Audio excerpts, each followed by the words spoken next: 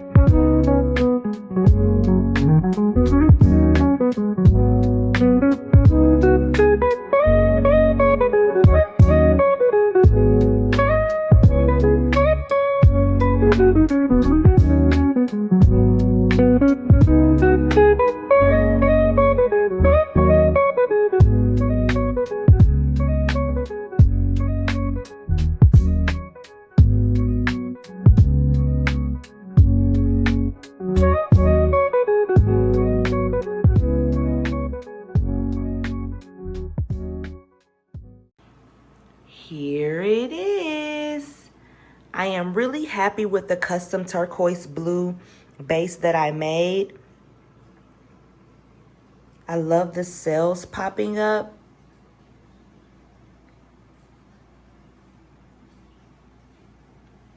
I think the titanium white was a little too thin. That's why I got all of these really small cells and sort of lacing throughout the composition. So I'm definitely going to be mindful of that. My next pour, make sure my consistency isn't too thin, because there is such a thing. The paint loses its binders and it spreads even more. That's why it looks like hazy a little bit, but I think it still looks pretty good. It adds more character to the painting.